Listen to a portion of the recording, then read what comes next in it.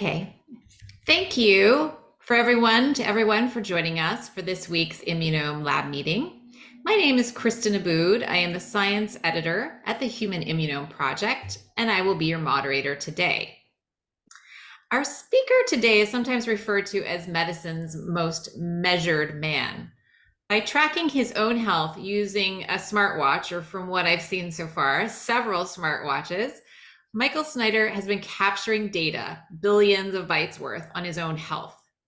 It helped him diagnose his own case of Lyme disease and signaled he might have COVID-19 before he ever tests positive on an antigen test. His pioneering work on himself and others has shown that it is possible to use wearable devices to detect small physiological changes that are often indicative of illness or disease before a person feels even a single symptom. Other work from his lab shows just how many health parameters we can monitor from a tiny blood sample. Today, we are going to learn much more about how big data is helping to usher in a new generation of personalized medicine that promises to transform the way we treat and prevent disease. Before we get started with today's presentation, I would like to announce that the application portal is open for the 2023 Michelson Prizes. These $150,000 grants are awarded annually by the Human Immunome Project and the Michelson Medical Research Foundation to support the work of early career investigators that are advancing research in the fields of human immunology, vaccine discovery, and immunotherapy for major global diseases.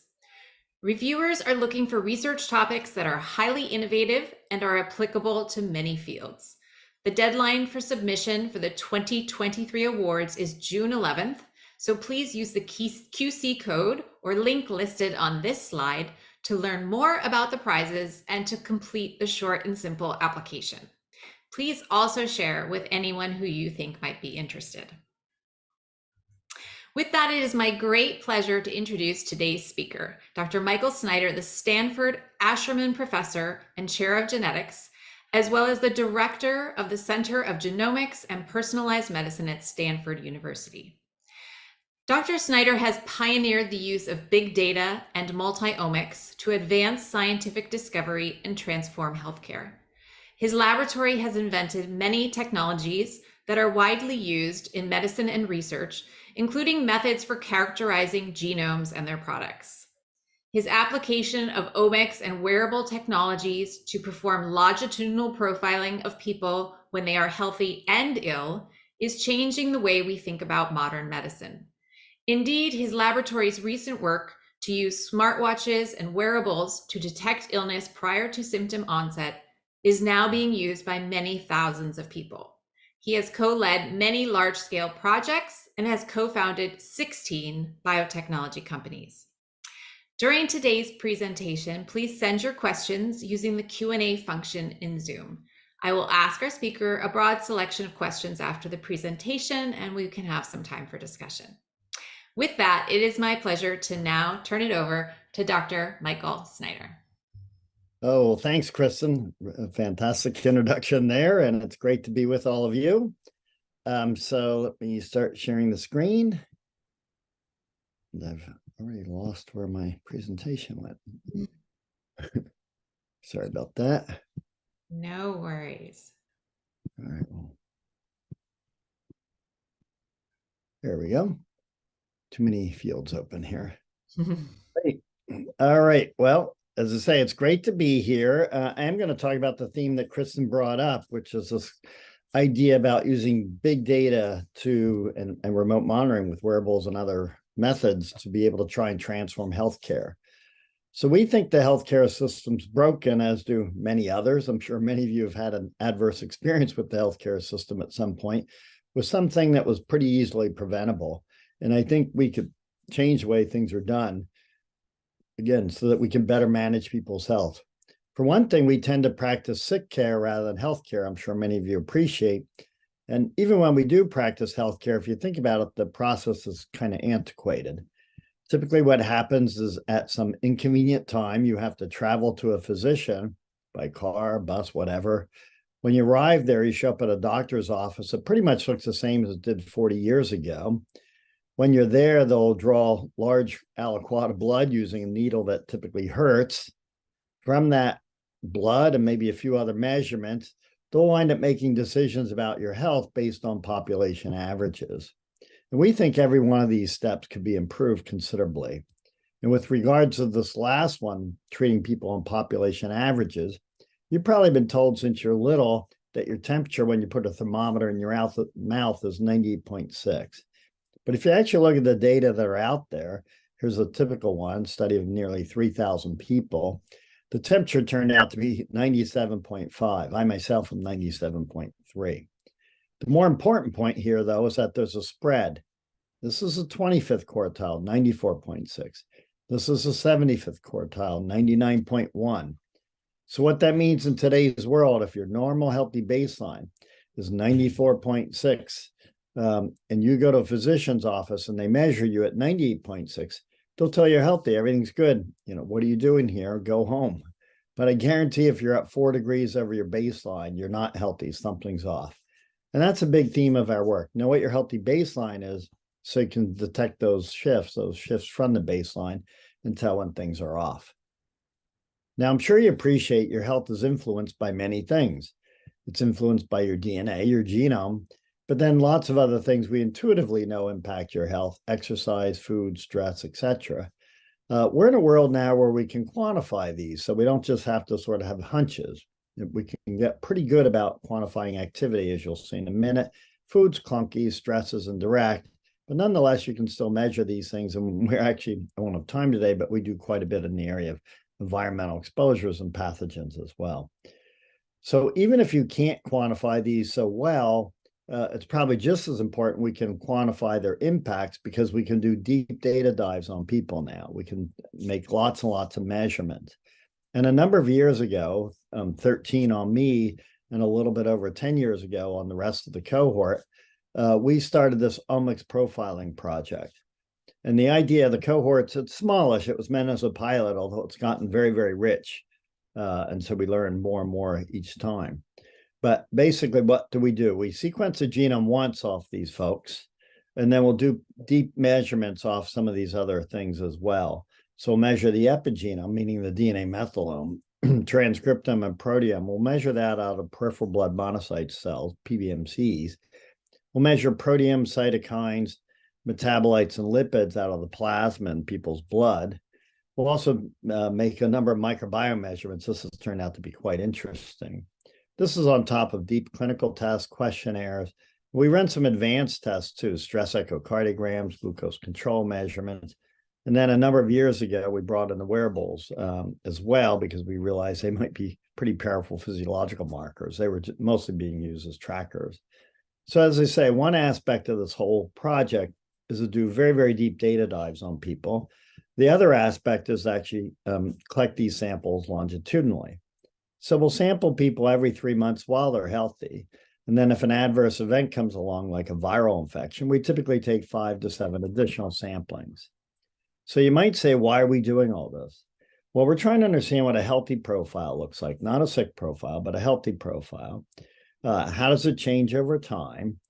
What's the difference between different individuals? So, many people are on this call, hopefully healthy. How different are we from one another?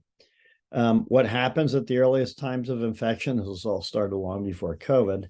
And then one of the big things from the health management side is, can these advanced technologies like genome sequencing, RNA-Seq, things like this, can these be powerful for better managing people's health? And which technologies are going to be most powerful?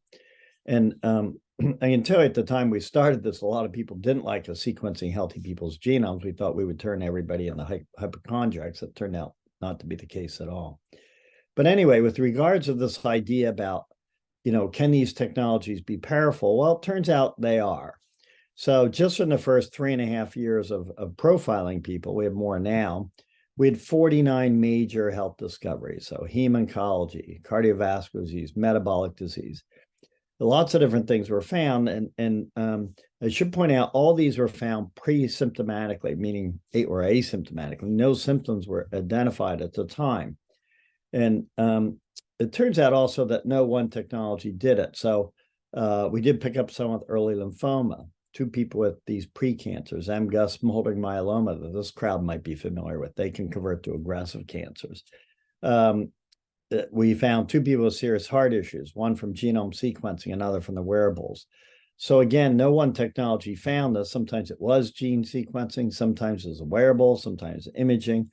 Often it was a combination of these things, imaging, say, plus blood markers, that sort of thing. And so the way we like to think about this, if your health is a 1,000-piece jigsaw puzzle, what we're trying to do is measure basically 500 or 600 pieces versus, say, 5 or 6 the way medicine's currently practiced. We're just trying to get a clearer picture of what your health looks like so we can see when things shift.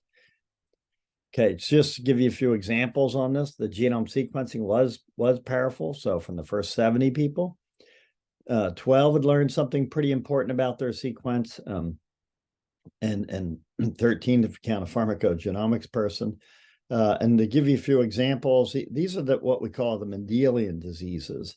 So these are single gene mutations that can put people at very high risk for disease. The classic is BRCA. I'm sure many of you are familiar with. Women with BRCA mutations wind up having a high incidence of breast or ovarian cancer, about 70% for breast, 50% for ovarian. And so knowing this can be useful for screening, and some women act prophylactically.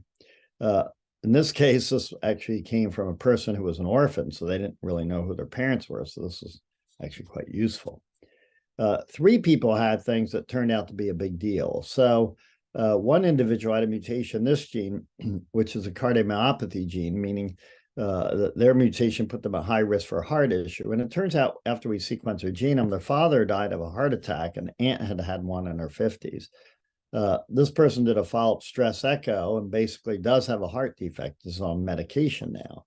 So the point out of all this is that this person, again, by having their genome sequenced, they were tipped off about a heart problem, and we think this gene is the culprit that's running in their family. One of the individuals actually 2 individuals had a mutation in this gene, which puts them at high risk for certain kinds of cancers. And they did a whole body MRI follow-up. And once you know it, they actually had early thyroid cancer, and that was removed, and they were able to keep their thyroid, most of their thyroid, and didn't need replacement therapy. Now, coming into the study, 9 individuals were thought to be type 2 diabetic. Generally, it's a healthy cohort, but 9 were thought to be type 2 diabetic. One of the so-called diabetics really turns out to have a mutation, just this gene, HNF1 alpha, which it's actually a MODY gene. And what that means is that there's a different medication used for MODY relative to typical type 2 diabetes, and they've been on the suboptimal medication for years. So even though it's a minority of people, 12 out of 70 that had something pretty valuable here, if you're one of these 12, it's a big deal. And so again, we think genome sequencing can be quite powerful. I will say, though, that a lot of sequencing, a lot of genetics isn't due to these single gene cases like BRCA, these cases here.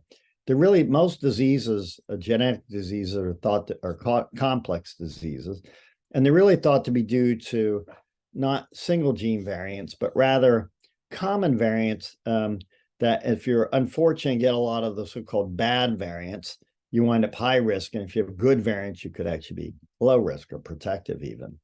And so the way people do these now, they've set up these what are called polygenic risk scores, where the idea is that you'll sum over millions of these common variants.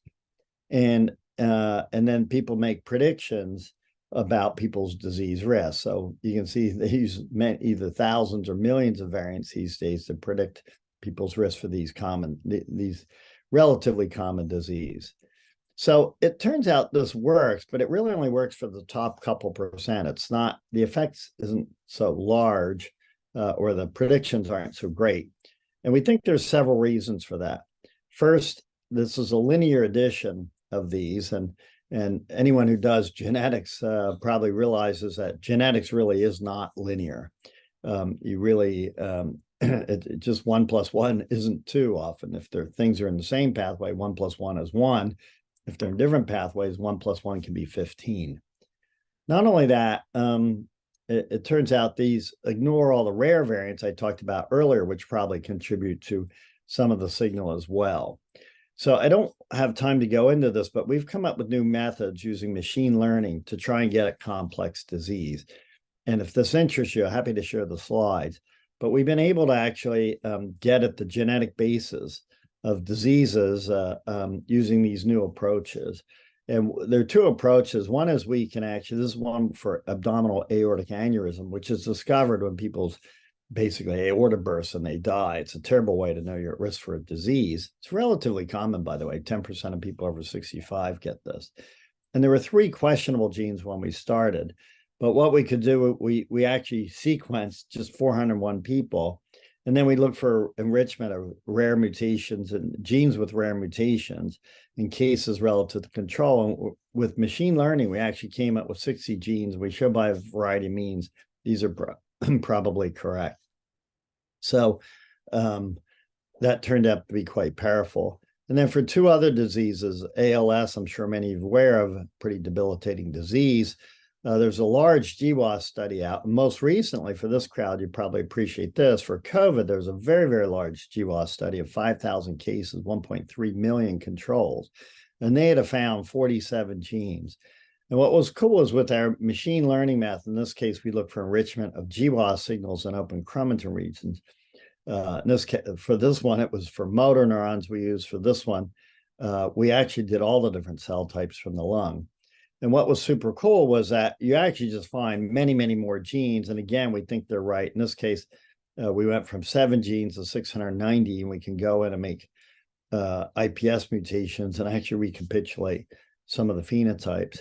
For this one, we have a variety of different validation methods. And the cool result here is that we found both natural killer and T cells were the predominant ones for the heritability of severe COVID. So I should say this is severe COVID in folks that are younger. Obviously, when people get older, their immune system declines when you're past 65 or so. And that's different. These are younger cases of people who've got severe COVID. And that's generally thought to have, at least in part, a genetic signal. So again, the genes turn out to be quite interesting. And you can look up the paper. It's over here. So we think this is powerful. Now, we've been able to set up predictive scores, risk prediction from this. We're still working on it for these. It's a little bit tricky, so we're not there yet.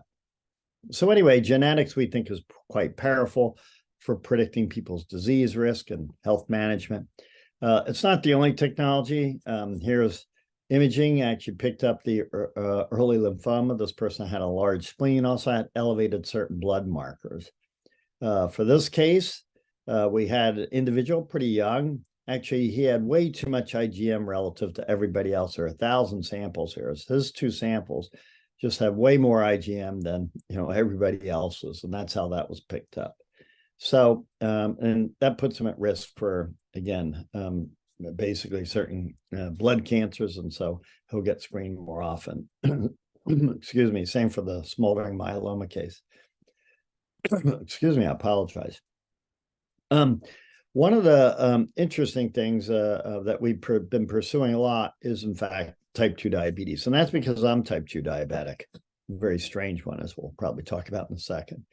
So coming into the study, I mentioned 9 individuals thought they were diabetic, and some knew they were pre-diabetic. But after enrolling them, it was pretty clear 2 people were diabetic who didn't know it, and many, many people were pre-diabetic who didn't know it. And that's very common, by the way. 9 out of 10 pre-diabetics don't know it. And it's a big deal because 70% of those will become diabetic, usually within 5 years. So knowing whether you're pre-diabetic, we think is important. We're very curious, how do people become diabetic? Do they just gradually get there? Does something spike it? What's going on? So during the first 4 years, what's nice about our study is we're profiling people pretty densely. And what we discovered is 9 individuals became diabetic, and others had diabetic range values, weren't officially diagnosed. And then others became pre-diabetic as well.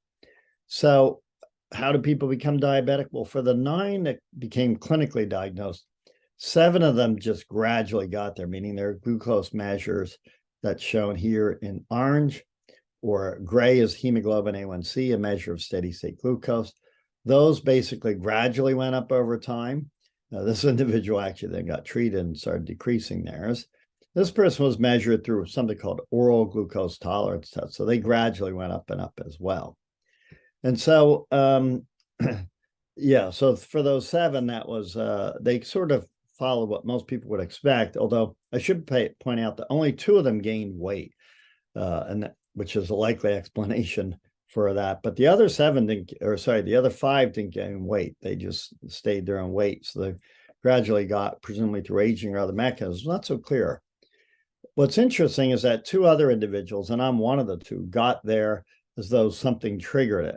And this one's me. This is 8 years of data. And I first became diabetic after a nasty respiratory syncytial virus, which is a common virus floating around, especially this past winter. Many of you may have even gotten it. And so I actually went in because of my genome sequence predicted I was basically high risk. I'm at the high end of the polygenic risk score. So I was predicted to be at risk for type 2 diabetes. The tool Butte predicted it. And then when I got, and that's one of the reasons I was getting closely measured, I went in for an insulin resistance test. And even before we started, I had high fasting glucose. And then a week later got tested again and basically was classified as type 2 diabetic. My hemoglobin A1C crossed the threshold. The threshold 6.5, I was 6.7. And again, it was several weeks after I had this nasty viral infection. So I basically did a lifestyle change. This looks like a tiny blip. It's about 10 months actually to a year. I cut out all sugars. I doubled my biking. I started running, and I gradually brought this down to normal values. And so, yeah, so there's no question that it's actually the first time someone predicted disease from a genome sequence. And in my case, I was able to manage it, at least initially. Now, it was running boringly low, and I've stopped actually looking at the data. We were still collecting it. So in some sense, it's a perfect control. Someone else looked at it here and said, I'm like, do you realize your hemoglobin A1C is back to 7.0? That's what it was at the time. It said, I had no idea. We went back and looked at the data. And you can see it spiked up again. And so there obviously had another second viral infection, but I also stopped running right at that time too. So it's not so clear what did it. I did reinitiate running. It brought it down, and it never got quite as low. And so, yeah, but and it was low, down about 5.7 initially, and then it just started gradually creeping up again. And I was running about as much as I could, basically 4 days a week, 4 to 5 miles a run, and it just kept creeping up and up and up. So I shifted from running to weightlifting. You can't tell, but I lift weights, like 10 pounds of muscle mass. And the idea there is that glucose is better for, muscle mass better for glucose homeostasis. And sure enough, it didn't work in my case, though. I kept creeping up and up and up. So in hindsight, I know why that's the case, but at the time it wasn't so clear. So I finally bit the bullet when I got into the high 6s, and I took metformin, which is the frontline drug used for type 2 diabetes. Many of you may know. And once you know it, it didn't work on me. I'm a non-responder. Went all the way to 7.5, not shown here. And so, yeah. So what was the net result? Well, I didn't have my glucose under control. And so basically more data. That was the solution. And it turns out I'm insulin sensitive. I won't show you this. And I do make insulin. I just don't release it from the pancreas, which is not unheard of. It's not super common. And so it turns out there's a drug for that. It's called rapinolide, and that worked pretty well. That actually drove things way down. These days, I'm on those drugs you may have heard about, the GLP-1 agonists that basically people use for weight loss. I don't want to lose weight. I'm not overweight at all. It's just the opposite. So I'm actually always eating a lot to try and keep my weight up, but they do work. My glucose it had gotten up to 8.3 actually after initially getting under control, got high again, and that worked really, really well. So the bottom line is we call this precision diabetes. By knowing better what's wrong with you, diabetes, type 2 diabetes in particular, has many subtypes. By better knowing what's wrong, I could take the right drug and get treated properly. And that seems to have worked. Now, I will point out that this was the first time for type 2 diabetes, somebody showed a viral infection was associated with type 2 diabetes. We even know the virus in my case. And it turns out that this is now becoming common with COVID. Many of you may know 2 to 4% of people who get COVID actually wind up getting diabetes. It's not always classified as type 1 or type 2, but it's pretty clear that these viral infections can have a pretty severe effect. And I won't show you the data, but it actually turns out the methylation pattern is altered in front of many of my metabolic genes. And we think that's what's going on. That's the molecular basis of that. So we think the viral infection is inducing epigenetic changes. So yeah, so that's the story about some of the health discoveries we made for this cohort. Now, the other thing we found is that we could actually tell how people are aging because we're following people over time. And what we discovered is that everybody's aging differently. So this person here, their top pathway is a cardiac hypertrophic signaling pathway. They're a cardioager. And we think, by the way, you need as few as 5 measurements within 2 years, and we can tell how you're aging. And as I say, this person's a cardioager. We later learned they're stage 2 hypertensive, which sort of makes sense. Not exactly, but it's not too bad. This person over here, their coagulation, 4 years of data, metabolic pathways, things like that go up. So they're metabolic age and have other issues as well. So in the end, what we could do is classify people into ageotypes, we call them, their aging patterns, if you will. And there are 43 people. We're statistically empowered to find 4. I know there's more than 4 ageotypes, like cardio, we only had 1 of those, but there are going to be additional ones as well. And so each column here is a different person. Each row is a different ageotype. And the people over here are aging in all 4 categories. This person's aging in 3 of the 4, not much of a kidney ager. I'm somewhere in the middle. I'm not much of an immune ager, I'm happy to say. This person's kidney and metabolic and so on. So again, everybody's aging differently, and we can track that. And there are clinical markers associated with this. And we've even seen people who've been able to improve their clinical markers through lifestyle and other methods. So the bottom line out of all this is we can track how you're aging. We think it actually is there is opportunity to intervene. And so we've been basically now trying to do more lifestyle correlations with people and how what it's doing to their ageotypes, if you will. Okay. So one question I get a lot is, how are you going to scale this? This is great. You spent millions of dollars doing this as a research study. How are you going to get this out to the planet? I get asked this all the time. Well, I'm in Silicon Valley. So the way you do this is you form a company, because I think academics were great at discovery. We're great at proof of principle. We're not that good at scaling. We think we are, but we're not. And so we formed this company, QBio, that basically does a medical version of what I just said. They'll do deep data. They don't do all the things that aren't actionable, but they do quite a bit. And then they also do whole body MRI, which we think is a big deal. Now, if you talk to any physician today and ask, should you do a whole body MRI? They'll say, absolutely not. And probably know the reason for that. If this were a live audience, I'd ask you. And one of you would stand up and say, well, it's because everybody has nodules. And if you do whole body MRI, people are going to discover this. And that's correct. Men have them in nodules in their prostate, women in their ovaries, but we think it's still important. In fact, Mike Snyder says you absolutely should get a whole body MRI. The issue isn't whether you have nodules. The issue is whether you have any growing nodules. And the way you know that is by these longitudinal measurements. So I have 9 nodules. One's on my spine, one's on my spleen, a few other places. None of them are growing, I'm happy to say, but at least I know where they are. And if I ever get cancer or something like that, and they do a whole body MRI, I'll be able to know which ones are there and if any of them are growing, that sort of thing. And if I didn't have a baseline measurement, I'd have no way of knowing. So anyway, QBio has done this just on the first 100 plus people. We're way past this now. They've discovered many more things, but we caught some early ovarian cancer, prostate, often using multiple lines of evidence, just like the lymphoma case I said earlier, cardiovascular disease. We even caught some with early pancreatic cancer, and that was through the longitudinal. That's almost never discovered earlier. So we think this is a big deal. Being able, again, same idea. These are all found pre-symptomatically by doing these deep data dives. Okay, the other aspect that we've been working on very hard lately, Kristen introduced this, is this idea of remote monitoring. And if you think about it, a lot of society these days, we don't really go out to stores so much anymore. You can actually do a lot of this through Amazon. So it's pretty logical. You should be able to do a lot of health management, not all, but a lot at home. And so we've been pushing very hard on wearables and also more recently on microsampling, where you take small drops of blood, mail them in and measure. And I know what it's going to sound like, but it does work. So let's start with the wearables. Wearables are super powerful because they're measuring you 24/7. Most wearables are smartwatches, thousands of devices out there.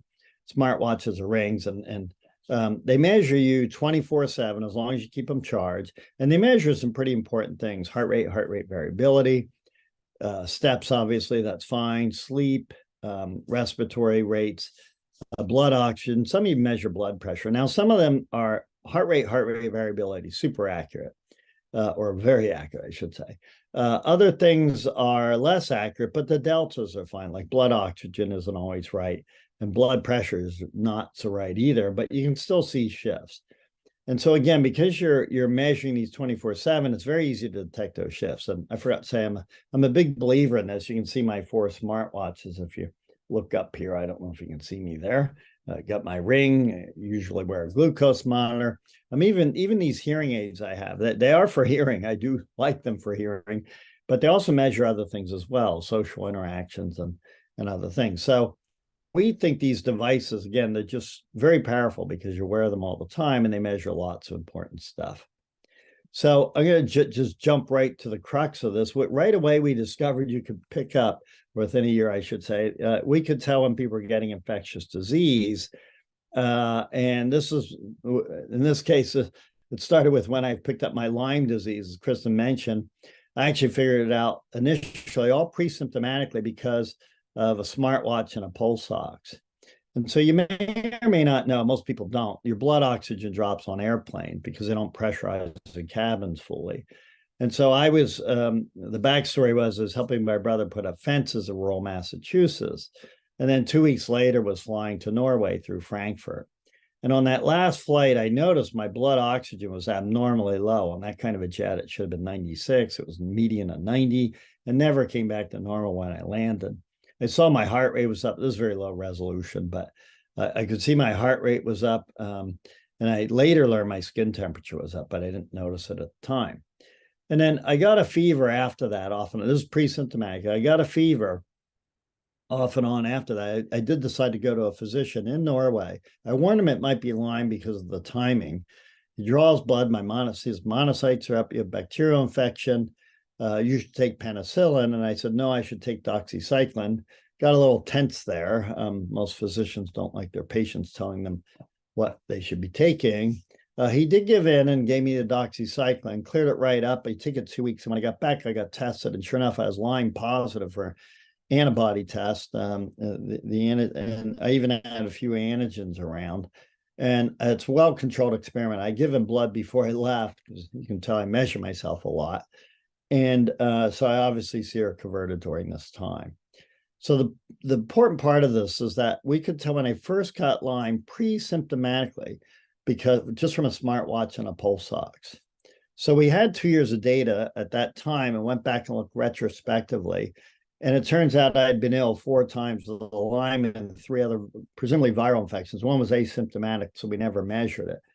But in the 4 times I was ill, we could see every single time my heart rate jumped up. And so we wrote an algorithm, we call it change of heart, that tells you when your heart rate, when you're getting ill and other things. I'll come to that in a minute, because your heart rate jumps up. And it worked on me. It worked on 3 other people who got sick. One of them got sick twice. So again, we could write this. We built around heart rate because skin temperature, it worked on me and one other person, but it didn't work on everyone. I think it's not everyone keeps their watch tight. I think now the devices are better. This is 2000. We published this in 2017. So this is an old device back when we were using it. So of course, along come COVID, right? So we were improving the algorithms, building this infrastructure I'll tell you about in a minute. And then along comes COVID, 3 years ago. And these days it runs around 40,000 cases a day, vast underestimate because most people don't bother reporting it anymore. And if you think about how we measure when people get ill now, well, they use a thermometer. They might use a fancy one, but it's a 300-year-old concept. And if you think about it, it really doesn't work for COVID, right? Most people don't get symptoms. At least half people don't. I didn't when I got COVID, or didn't get fever, I should say. They often get symptoms. I misspoke. They just often don't get a fever. And I'll tell you, even these devices today, that they use, I don't know about you, it depends where you are, but if it's cold outside, which it often is, even in California, they shine this light on you. The thing measures 33 centigrade. They wave you in anyway, even though it's a worthless measurement. So the whole concept doesn't make a lot of sense.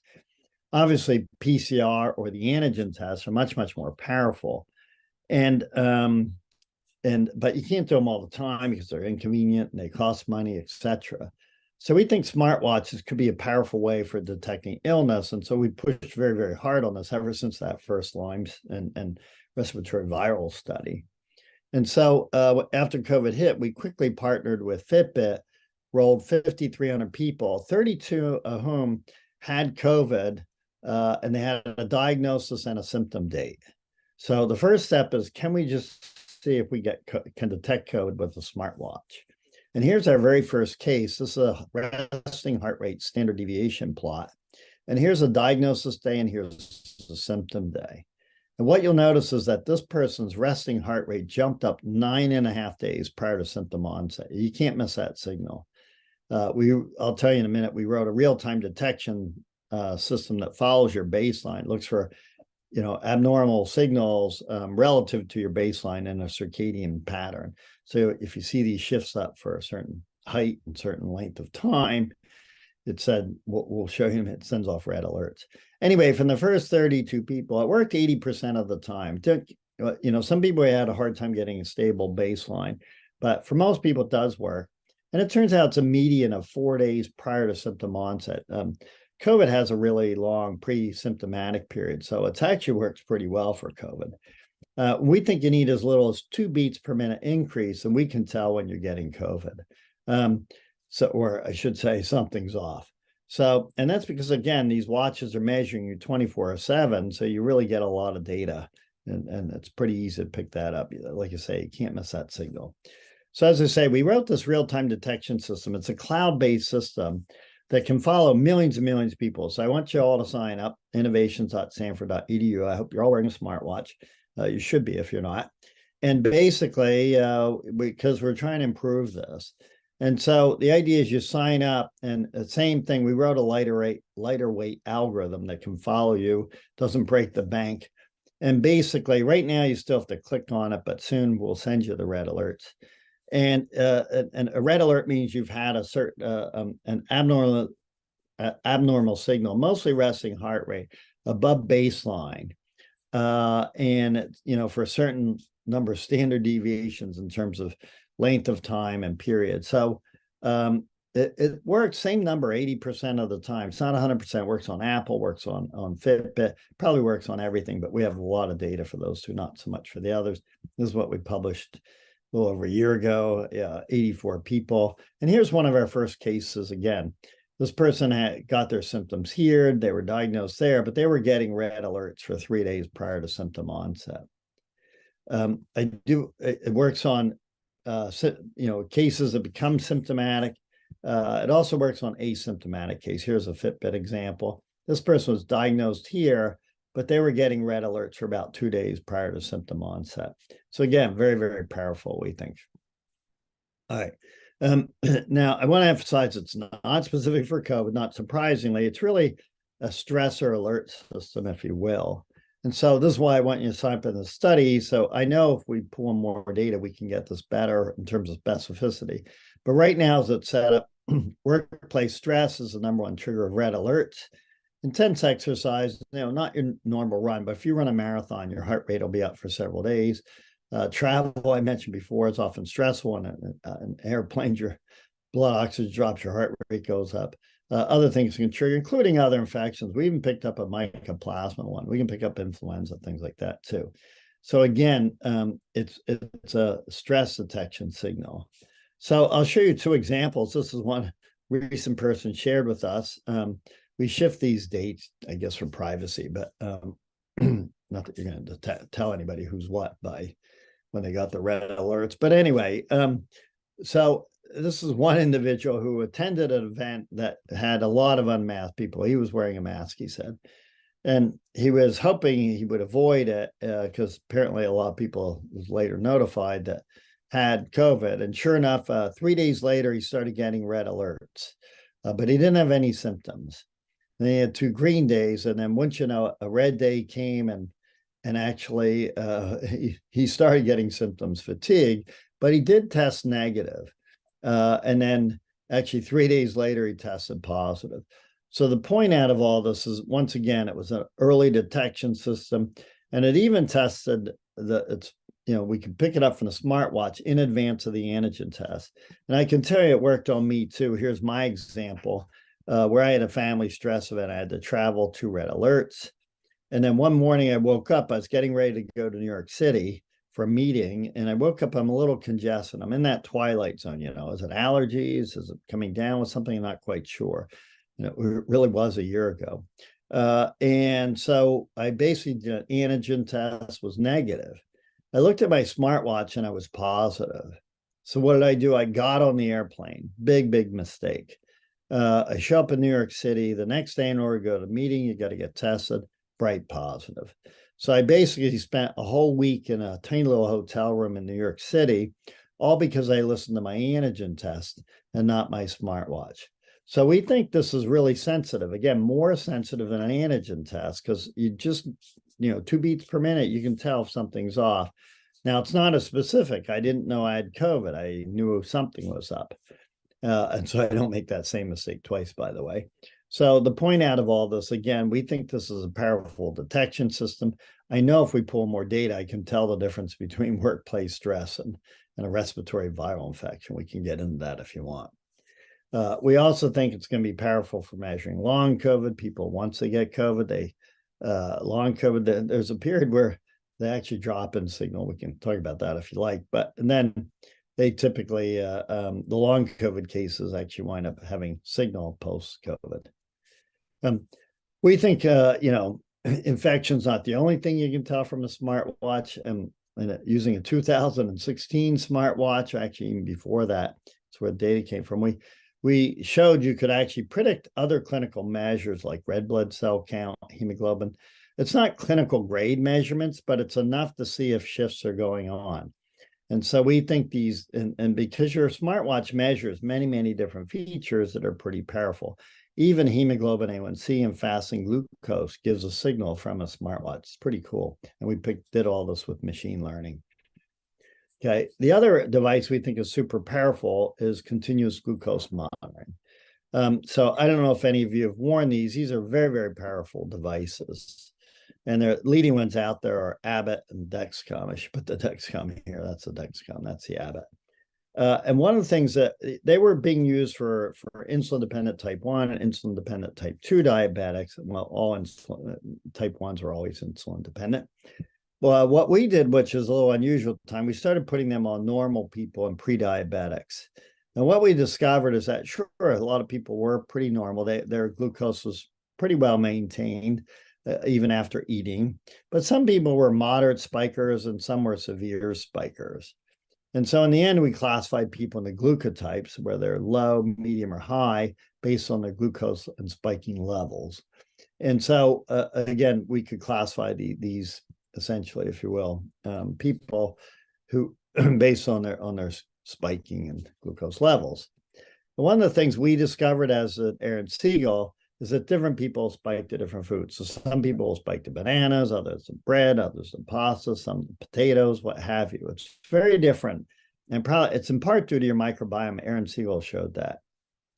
And so this is just 2 examples from his work. Basically, here's an individual who spikes to banana, but not a cookie. He's probably the only person on the planet that doesn't spike to a cookie.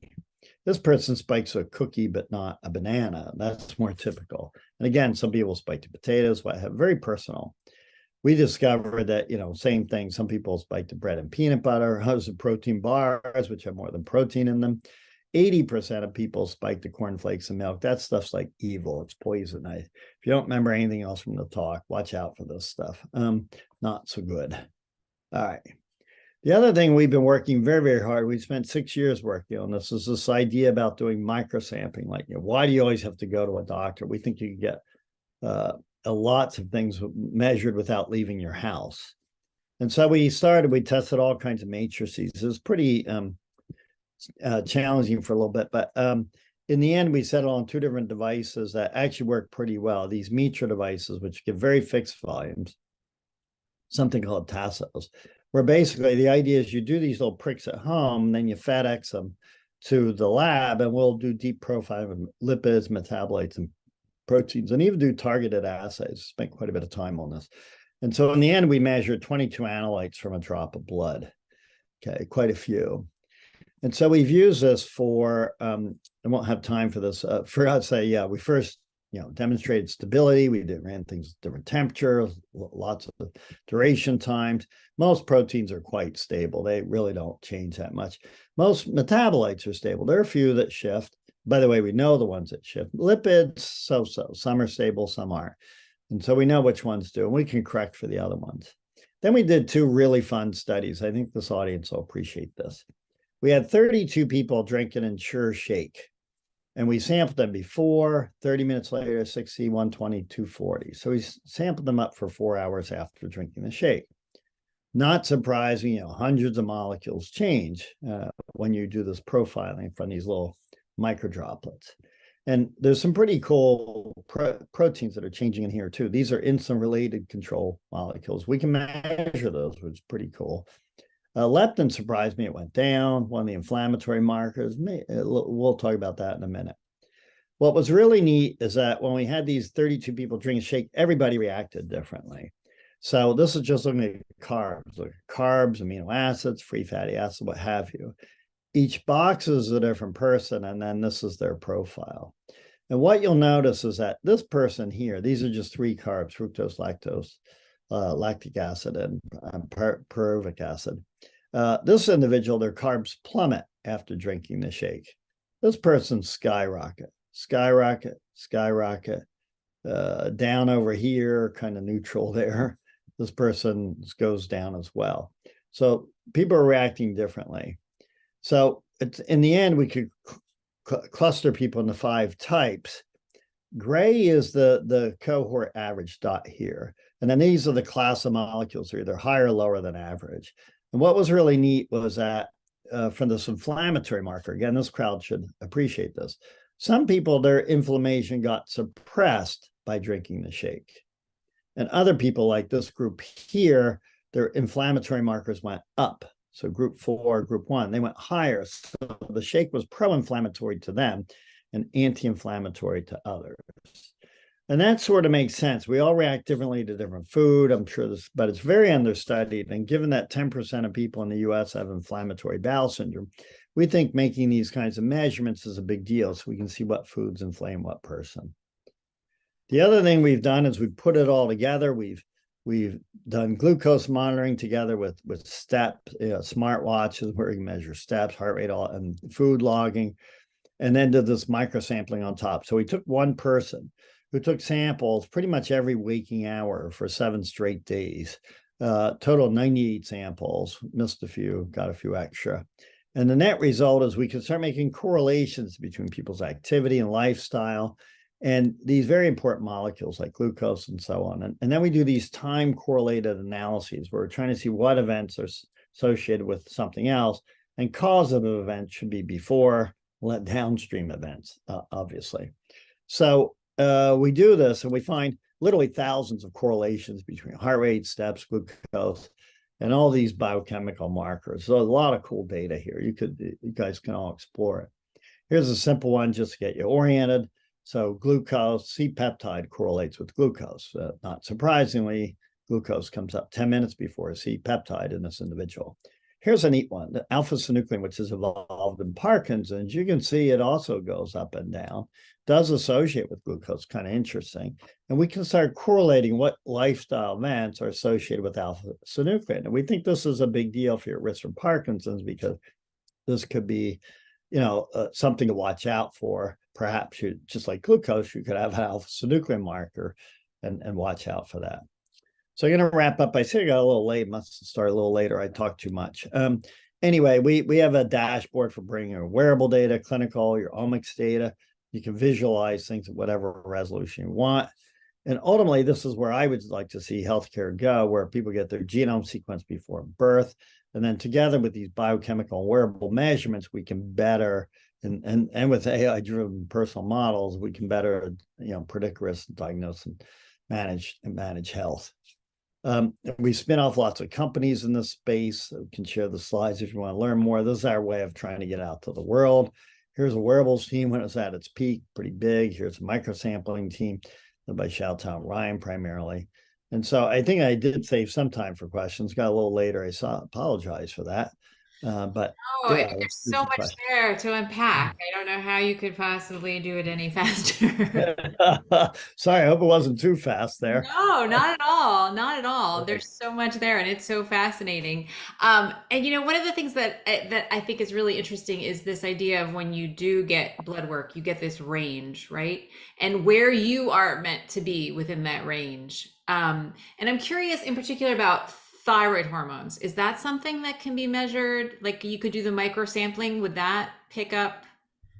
It should. We haven't done that particular one, and it's a good one to measure, by the way. Yeah, So yeah. we need to put that on our list. And it's possible it's in the metabolic profile, but and I know we can measure it in other ways from some other stuff we've done. But yeah, we need to see if that's one of the routine things that we measure. It should be. I would argue, yeah, thyroid hormones. The other one that's good to measure, of course, sex hormones. Mhm. It's a big deal too, testosterone levels, things like that. So there's a lot of health-related hormones that would be great to measure. We Yeah. focus a lot on glucose for, again, maybe my own personal reasons and just because the world's very diabetic.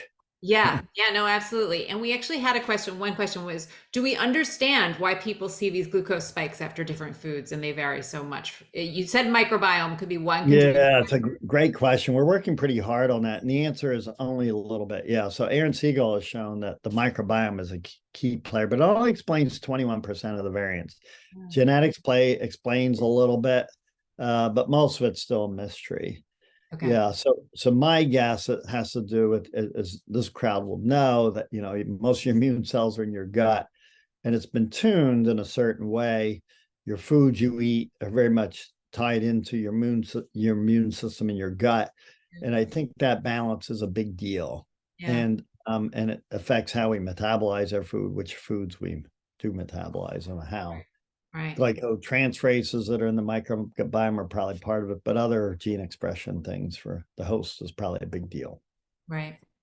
And we had a question about this pattern of COVID infected or positive individuals dipping down for a couple of days before they see an increase again with the red alerts, and that there was more to unpack there. Could you explain what it is that you're looking at? Yeah, great question. I think what's happening is when people first get COVID, they get pretty sick, or fatigued, so they don't move around as much. And even though we're measuring resting heart rate, I think the resting heart rate's lower at that point. They're probably on drugs, I should say too, because it was just straight up resting heart rate. They wouldn't. If they were just straight up infected, their heart rate would go up from the infection. Right. But I'm guessing they're on drugs or something like that, so it's actually suppressed relative to what it would be. And that's where most of our signal comes from. We get a little bit from steps, and that could be part of it. People don't move around as much once they get COVID.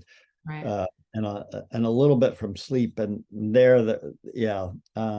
might be sleeping a little bit more when they get COVID too. So, but it's mostly steps as the signal as currently exists, and that's why I do think if we can pull in other data types and analyze this better, we can do a better job both on COVID detection and on the long COVID classification. What's going on? Yeah, that's fascinating. And how long it stays sort of elevated or what markers there are, For right? some people, yeah, they'll go out for the full year as long as we've measured them, basically. Yeah, and those are people with long COVID. Yeah. And so same thing, we'd like to correlate the features Yeah. uh, from the smartwatch with what kind of long COVID. Probably no long COVID's very heterogeneous. Right. And we don't have that all figured out yet either. It's still early days in this space. For sure. Well, thank you so much, Dr. Snyder. I mean, that's so much fascinating work, and I think you may have convinced me to get a smartwatch. So, Yay. All right, good. And then okay. sign up for a study once you do. Yeah, one convert among us.